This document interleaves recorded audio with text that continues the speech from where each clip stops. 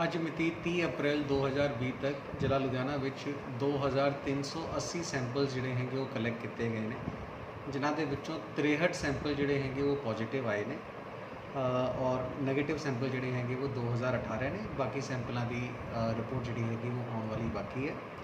ਅੱਜ ਅਸੀਂ ਆਪਣੇ ਜ਼ਿਲ੍ਹੇ ਤੋਂ ਬਾਹਰ ਦੇ ਜਿਹੜੇ ਕੇਸਿਸ ਸੀਗੇ ਉਹਨਾਂ ਨੂੰ ਇਹਦੇ ਵਿੱਚੋਂ ਮਾਈਨਸ ਕਰਤਾ ਹੈਗਾ। ਸਿਰਫ ਔਰ ਸਿਰਫ ਆਪਣੇ ਜ਼ਿਲ੍ਹੇ ਦੇ ਜਿਹੜੇ ਕੇਸਿਸ ਹੈਗੇ ਸਿਰਫ ਔਰ ਸਿਰਫ ਉਹਨਾਂ ਨੂੰ ਅਸੀਂ ਕੰਸੀਡਰ ਕਰ ਰਹੇ ਹਾਂ।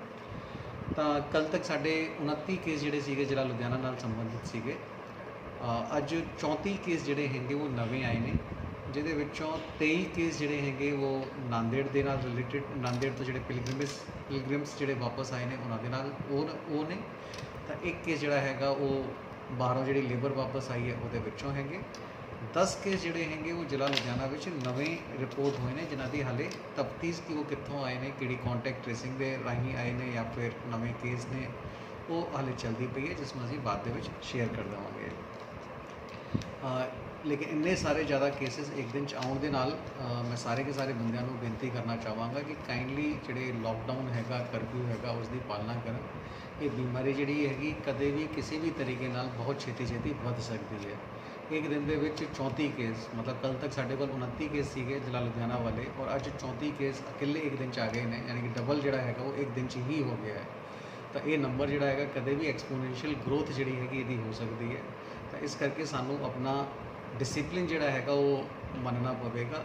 ਜੇ ਆਪ ਆਪਣੇ ਆਪ ਨੂੰ ਡਿਸਿਪਲਿਨ ਰੱਖਾਂਗੇ ਤਾਂ ਫਿਰ ਇਹ ਬਿਮਾਰੀ 'ਤੇ ਅਸੀਂ ਕਾਬੂ ਪਾ ਸਕਦੇ ਹਾਂ, ਇਸ ਦੇ ਨਾਲ ਲੜ ਸਕਦੇ ਹਾਂ। ਕਿਉਂਕਿ ਅੱਜ ਜਿਹੜੀ ਪਹਿਲੇ ਦਿਨ ਰਿਲੈਕਸੇਸ਼ਨ ਦੀ ਸੀਗੀ 7 ਵਜੇ ਤੋਂ 11 ਵਜੇ ਵਾਲੀ, ਆਮ ਤੌਰ 'ਤੇ ਕਈ ਥਾਵਾਂ 'ਤੇ ਵੇਖਿਆ ਗਿਆ ਕਿ ਲੋਕ ਜਿਹੜੇ ਸੀਗੇ ਉਹ 11:30 ਪੌਣੇ 12 ਵਜੇ ਤੱਕ ਵੀ ਬਾਹਰ ਘੁੰਮ ਰਹੇ ਸੀਗੇ। ਇਹ ਸਿਰਫ ਔਰ ਸਿਰਫ ਪੁਲਿਸ ਦੀ ਜ਼ਿੰਮੇਵਾਰੀ ਨਹੀਂ ਹੈਗੀ ਕਿ ਸਾਰੇ ਬੰਦਿਆਂ ਨੂੰ ਅੰਦਰ ਕਰਨਾ ਹੈ। ਅਸੀਂ ਜਦ ਇਸ ਚੀਜ਼ ਨੂੰ ਜਾਣਦੇ ਹਾਂ ਕਿ ਰਿਲੈਕਸੇਸ਼ਨ ਜਿਹੜੀ ਹੈਗੀ 7 ਵਜੇ ਤੋਂ 11 ਵਜੇ ਤੱਕ ਦੀ ਹੀ ਦਿੱਤੀ ਗਈ ਹੈ, ਤਾਂ 11 ਵਜੇ ਆਪ ਹੀ ਸਾਨੂੰ ਅੰਦਰ ਚਲਾ ਜਾਣਾ ਚਾਹੀਦਾ ਹੈ। ਜੇ ਅੱਗੇ ਤੋਂ ਇਸ ਤਰ੍ਹਾਂ ਦੀ ਢਿੱਲ ਜਿਹੜੀ ਹੈਗੀ ਲੋਕਾਂ ਵੱਲੋਂ ਕੀਤੀ ਜਾਵੇਗੀ ਤਾਂ ਫਿਰ ਪੁਲਿਸ ਸਖਤ ਕਾਰਵਾਈ ਵੀ ਜਿਹੜੀ ਹੈਗੀ ਕਰ ਸਕਦੀ ਹੈ। ਤਾਂ ਇਸ ਕਰਕੇ ਮੈਂ ਸਾਰੇ ਕੇ ਸਾਰੇ ਲੋਕਾਂ ਨੂੰ ਅਪੀਲ ਕਰਦਾ ਹਾਂ, ਬੇਨਤੀ ਕਰਦਾ ਹਾਂ ਕਿ ਇਸ ਬਿਮਾਰੀ ਨੂੰ ਚੰਗੀ ਤਰ੍ਹਾਂ ਸਮਝੋ। ਇਸ ਬਿਮਾਰੀ ਨੂੰ ਜੇ ਤੁਸੀਂ ਚੰਗੀ ਤਰ੍ਹਾਂ ਸਮਝੋਗੇ, ਇਸ ਬਿਮਾਰੀ ਤੋਂ ਬਚਣ ਦੇ ਉਪਰਾਲੇ ਵੀ ਜਿਹੜੇ ਹੈਗੇ ਉਹ ਪਹਿਲਾਂ ਵੀ ਦੱਸੇ ਗਏ ਨੇ ਕਿ ਅਸੀਂ ਆਪਣੇ ਆਪ ਨੂੰ ਹੀ ਬਚਾਵਾਂਗੇ ਤਾਂ ਹੀ ਇਸ ਬਿਮਾਰੀ ਨੂੰ ਅਸੀਂ ਹਰਾ ਸਕਦੇ ਹਾਂ। ਕੋਈ ਹੋਰ ਨਾ ਦਵਾਈ ਇਸ ਦੀ ਹੈਗੀ, ਨਾ ਕੋਈ ਤਰੀਕਾ ਇਸ ਦਾ ਹੈਗਾ। ਇਸ ਨੂੰ ਹਰਾਉਣ ਦਾ ਸਿਰਫ ਔਰ ਸਿਰਫ ਇੱਕੋ ਹੀ ਤਰੀਕਾ ਹੈਗਾ ਕਿ ਅਸੀਂ ਇਸ ਬਿਮਾਰੀ ਨੂੰ ਲੈ ਕੇ ਨਹੀਂ ਆਉਣਾ, ਇਸ ਬਿਮਾਰੀ ਨੂੰ ਜਿੱਥੇ ਹੈਗੀ ਉੱਥੇ ਹੀ ਪਏ ਰਹਿਣ ਦੇਣਾ ਹੈ। ਅਸੀਂ ਆਪਣੇ ਆਪ ਨੂੰ ਸੇਫ ਰੱਖਣਾ ਹੈ। ਤਾਂ 7 ਤੋਂ 11 ਵਜੇ ਤੱਕ ਦੀ ਜਿਹੜੀ ਢਿੱਲ ਸੀਗੀ ਅੱਜ ਦੀ, ਉਹ ਅੱਗੇ ਵੀ ਹਲਦੀ ਘੜੀ ਜਾਰੀ ਰਹੇਗੀ।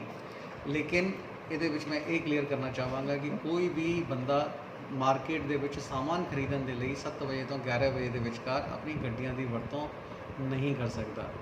ਜਿਹੜੇ ਬੰਦਿਆਂ ਨੂੰ ਆਲਰੇਡੀ ਪਰਮਿਟ ਪਾਸ ਵਗੈਰਾ ਮਿਲੇ ਹੋਏ ਨੇ, ਭਾਵੇਂ ਉਹ ਆਫਿਸ ਜਾਣ ਵਾਸਤੇ ਮਿਲੇ ਹੋਣ, ਭਾਵੇਂ ਇੰਡਸਟਰੀ ਵਿੱਚ ਜਾਣ ਵਾਸਤੇ ਮਿਲੇ ਹੋਣ, ਭਾਵੇਂ ਬੈਂਕ ਵਿੱਚ ਜਾਣ ਵਾਸਤੇ ਮਿਲੇ ਹੋਣ, ਭਾਵੇਂ ਹਸਪੀਟਲ ਜਾਣ ਵਾਸਤੇ ਮਿਲੇ ਹੋਣ, ਕਿਸੇ ਵੀ ਚੀਜ਼ ਦੇ ਵਾਸਤੇ ਜਿਸ ਬੰਦੇ ਨੂੰ ਪਾਸ ਮਿਲਿਆ ਹੋਇਆ ਹੈ, ਕੇਵਲ ਔਰ ਕੇਵਲ ਉਹੀ ਬੰਦਾ ਜਿਹੜਾ ਹੈਗਾ ਇਸ ਟਾਈਮ ਦੇ ਦੌਰਾਨ ਆਪਣੇ ਦਫ਼ਤਰਾਂ ਨੂੰ ਜਾਂ ਆਪਣੀ ਜਿਹੜੀ ਵੀ ਥਾਂ 'ਤੇ ਉਹਨੂੰ ਜਾਣਾ ਹੁੰਦਾ ਉਸ ਥਾਂ ਨੂੰ ਜਾਣ ਲਈ ਵਹੀਕਲ ਦੀ ਵਰਤੋਂ ਕਰ ਸਕਦਾ ਹੈ।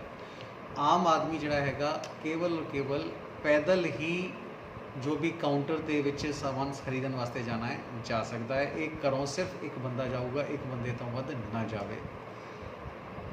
ਦੂਜਾ ਜਿਹੜਾ ਇਸ਼ੂ ਹੈਗਾ ਉਹ ਅੱਜ ਕੁਝ ਲੋਕਾਂ ਨੇ ਸਵਾਲ ਸਾਨੂੰ ਕੀਤਾ ਸੀਗਾ ਕਿ ਕਿਹੜੀਆਂ ਦੁਕਾਨਾਂ ਜਿਹੜੀਆਂ ਹੈਗੀਆਂ ਇਸ ਵੇਲੇ ਖੁੱਲ੍ਹੀਆਂ ਹੋਈਆਂ ਨੇ।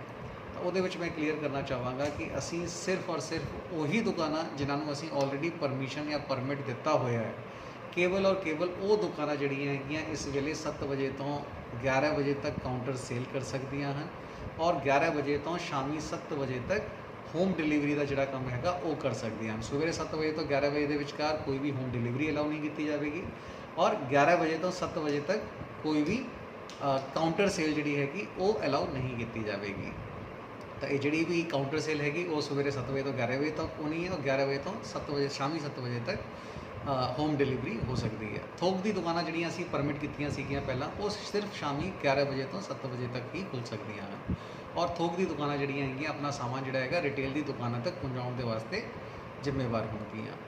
ਇਸ ਤੋਂ ਇਲਾਵਾ ਜਿਹੜੀ ਰਿਲੈਕਸੇਸ਼ਨ ਐਕਸਟਰਾ ਜਿਹੜੀ ਸੀਗੀ ਉਹ ਸਿਰਫ ਔਰ ਸਿਰਫ ਉਹਨਾਂ ਦੁਕਾਨਾਂ ਦੇ ਵਾਸਤੇ ਸੀਗੀ ਜਿਹੜੀ ਕਿ ਸਟੈਂਡ ਅਲੋਨ ਦੁਕਾਨਾਂ ਹੈਗੀਆਂ, ਜਿਨ੍ਹਾਂ ਦੇ ਖੱਬੇ ਔਰ ਸੱਜੇ ਕੋਈ ਵੀ ਦੁਕਾਨ ਨਹੀਂ ਹੈਗੀ।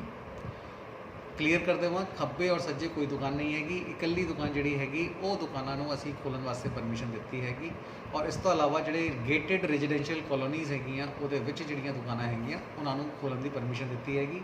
ਇਹ ਸਟੈਂਡ ਅਲੋਨ ਦੁਕਾਨਾਂ ਤੇ ਰੈਜ਼ੀਡੈਂਸ਼ੀਅਲ ਕਲੋਨੀਜ਼ ਦੇ ਅੰਦਰ ਜਿਹੜੀਆਂ ਰੈਜ਼ੀਡੈਂਸ਼ੀਅਲ ਗੇਟਡ ਕਲੋਨੀਆਂ ਦੇ ਅੰਦਰ ਜਿਹੜੀਆਂ ਦੁਕਾਨਾਂ ਹੈਗੀਆਂ ਇਹ ਵੀ ਸਵੇਰੇ 7 ਵਜੇ ਤੋਂ 11 ਵਜੇ ਤੱਕ ਹੀ ਖੁੱਲ੍ਹ ਸਕਦੀਆਂ ਹਨ।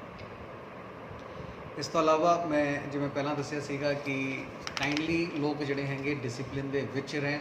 ਇਹ ਰਿਲੈਕਸੇਸ਼ਨ ਜਿਹੜੀਆਂ ਦਿੱਤੀਆਂ ਜਾ ਰਹੀਆਂ ਹਨ ਉਹ ਤੁਹਾਡੇ ਡਿਸਿਪਲਿਨ ਨੂੰ ਪਾਸਟ ਦੇ ਵਿੱਚ ਦੇਖਦੇ ਹੋਏ ਹੀ ਦਿੱਤੀਆਂ ਜਾ ਰਹੀਆਂ ਹਨ।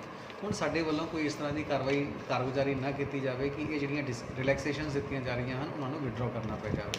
ਤਾਂ ਇਸ ਕਰਕੇ ਕਾਈਂਡਲੀ ਸਾਰੇ ਕੇ ਸਾਰੇ ਲੋਕਾਂ ਨੂੰ ਬੇਨਤੀ ਹੈ ਕਿ ਇਹਨਾਂ ਦੀ ਪਾਲਣਾ ਕरें ਔਰ ਜਿਹੜੀ ਰਿਲੈਕਸੇਸ਼ਨ ਸਰਕਾਰ ਵੱਲੋਂ ਦਿੱਤੀ ਜਾ ਰਹੀਆਂ ਨੇ, ਗਾਈਡਲਾਈਨਸ ਦਿੱਤੀਆਂ ਜਾ ਰਹੀਆਂ ਹਨ ਉਹਨਾਂ ਦੀ ਪਾਲਣਾ ਕਰਨ। ਇੱਕ ਹੋਰ ਅੱਜ ਵੱਡਾ ਡਿਵੈਲਪਮੈਂਟ ਜਿਹੜਾ ਹੈਗਾ ਉਹ ਇਹ ਹੈਗਾ ਕਿ ਗਵਰਨਮੈਂਟ ਆਫ ਇੰਡੀਆ ਵੱਲੋਂ ਮਾਈਗ੍ਰੇਟਰੀ ਜਿਹੜੇ ਲੋਕ ਹੈਗੇ ਉਹਨਾਂ ਦੇ ਵਾਸਤੇ ਨਵੀਂ ਗਾਈਡਲਾਈਨਸ ਜਿਹੜੀਆਂ ਹੈਗੀਆਂ ਉਹ ਜਾਰੀ ਕੀਤੀਆਂ ਗਈਆਂ ਹਨ। ਉਸ ਗਾਈਡਲਾਈਨ ਦੇ ਮੁਤਾਬਕ ਜੇ ਦੋਨੋਂ ਸਟੇਟ ਯਾਨੀ ਕਿ ਜਿਹੜਾ ਸਟੇਟ ਦੇ ਵਿੱਚ ਇਸ ਵੇਲੇ ਮਾਈਗ੍ਰੇਟਰੀ ਪੋਪੂਲੇਸ਼ਨ ਹੈਗੀ ਜਾਂ ਉਹ ਵਾਲਾ ਸਟੇਟ ਜਿੱਥੋਂ ਉਹ ਬਿਲੋਂਗ ਕਰਦਾ ਹੈ, ਜੇ ਦੋਨੋਂ ਸਟੇਟ ਜਿਹੜੇ ਹੈਗੇ ਇਸ ਚੀਜ਼ ਦੇ ਉੱਤੇ ਐਗਰੀ ਕਰਦੇ ਨੇ ਕਿ ਲੇਬਰ ਜਿਹੜੀ ਹੈਗੀ ਇੱਕ ਥਾਂ ਤੋਂ ਦੂਜੀ ਥਾਂ ਦੇ ਵਾਸਤੇ ਜਾ ਸਕਦੀ ਹੈ। ਮੈਂ ਇਸ ਵਿੱਚ ਰਿਪੀਟ ਕਰਨਾ ਚਾਹਾਂਗਾ ਕਿ ਦੋਨੋਂ ਸਟੇਟਾਂ ਨੇ ਅਪਰੂਵਲ ਦੇਣੀ ਹੈ, ਭੇਜਣ ਵਾਲੀ ਸਟੇਟ ਨੂੰ ਵੀ ਅਪਰੂਵਲ ਦੇਣੀ ਹੈ ਔਰ ਜਿਹੜੀ ਸਟੇਟ ਦੇ ਵਿੱਚ ਉਹ ਬੰਦੇ ਪੁੰਜਣਗੇ ਉਸ ਸਟੇਟ ਨੇ ਵੀ ਇਸ ਦੇ ਵਿੱਚ ਜੇ ਪਰਮਿਸ਼ਨ ਦਿੰਦੀ ਹੈ ਤਾਂ ਹੀ ਅਸੀਂ ਇਸ ਤਰ੍ਹਾਂ ਦੀ ਮੂਵਮੈਂਟ ਜਿਹੜੀ ਹੈਗੀ ਉਸ ਨੂੰ ਕੰਡੀਸ਼ਨਲ ਤੌਰ ਤੇ ਅਲਾਉ ਕਰਾਂਗੇ। ਉਸ ਦੇ ਵਾਸਤੇ ਇੱਕ ਪ੍ਰੋਸੀਜਰ ਜਿਹੜਾ ਹੈਗਾ ਉਹ ਬਣਾਇਆ ਜਾ ਰਿਹਾ ਹੈ। ਇੱਕ ਗਵਰਨਮੈਂਟ ਦਾ ਜਿਹੜਾ ਵੈਬਸਾਈਟ ਹੈਗੀ covidhelp.punjab.gov.in covidhelp.punjab.gov.in ਇਸ ਦੇ ਉੱਤੇ ਇੱਕ ਪ੍ਰੋਸੈਸ ਜਿਹੜਾ ਹੈਗਾ ਉਹ ਅਪਲੋਡ ਕੀਤਾ ਜਾਵੇਗਾ। ਇਹਦੇ ਉੱਤੇ ਇੱਕ ਐਪ ਜਾਂ ਲਿੰਕ ਜਿਹੜੀ ਹੈਗੀ ਉਹ ਅਪਲੋਡ ਕੀਤੀ ਜਾਵੇਗੀ ਕੱਲ੍ਹ ਸਵੇਰ ਤੋਂ ਔਰ ਉੱਥੇ ਬੰਦੇ ਜਿਹੜੇ ਵੀ ਜਾਣਾ ਚਾਹੁੰਦੇ ਨੇ ਉਹ ਉੱਥੇ ਆਪਣੇ ਆਪ ਨੂੰ ਰਜਿਸਟਰ ਕਰ ਸਕਦੇ ਹਨ। ਇਹ ਸਿਰਫ ਔਰ ਸਿਰਫ ਉਹਨਾਂ ਦੇ ਵਾਸਤੇ ਹੈਗਾ ਜਿਹੜੇ ਕਿ ਬੰਦੇ ਜਾਣਾ ਚਾਹੁੰਦੇ ਨੇ। ਉਸ ਤੋਂ ਬਾਅਦ ਜਾਣ ਤੋਂ ਪਹਿਲਾਂ ਉਹਨਾਂ ਬੰਦਿਆਂ ਦੀ ਹੈਲਥ ਡਿਪਾਰਟਮੈਂਟ ਵੱਲੋਂ ਇੱਕ ਸਕਰੀਨਿੰਗ ਵੀ ਜਿਹੜੀ ਹੈਗੀ ਉਹ ਕੀਤੀ ਜਾਵੇਗੀ ਔਰ ਸਕਰੀਨਿੰਗ ਦੇ ਵਿੱਚ ਚੈੱਕ ਕੀਤਾ ਜਾਵੇਗਾ ਕਿ ਬੰਦੇ ਜਿਹੜੇ ਹੈਗੇ ਉਹ ਹੈਲਦੀ ਹੈਗੇ ਜਾਂ ਨਹੀਂ ਹੈਗੇ ਔਰ ਉਸ ਤੋਂ ਬਾਅਦ ਹੀ ਉਹਨਾਂ ਨੂੰ ਜਾਣ ਦੀ ਪਰਮਿਸ਼ਨ ਜਿਹੜੀ ਹੈਗੀ ਉਹ ਦਿੱਤੀ ਜਾਵੇਗੀ। ਹੁਣ ਜਾਣ ਦਾ ਮੋਡ ਕੀ ਹੋਵੇਗਾ ਉਹ ਚੀਜ਼ ਜਿਹੜੀਆਂ ਹੈਗੀਆਂ ਹਾਲੇ ਵਰਕਆਊਟ ਹੋ ਰਹੀਆਂ ਨੇ ਔਰ ਜਦ ਵੀ ਉਸ ਦੇ ਬਾਰੇ ਕਲੈਰਿਟੀ ਆਵੇਗੀ ਉਹ ਲੋਕਾਂ ਦੇ ਨਾਲ ਸ਼ੇਅਰ ਕਰ ਦਿੱਤੀ ਜਾਵੇਗੀ।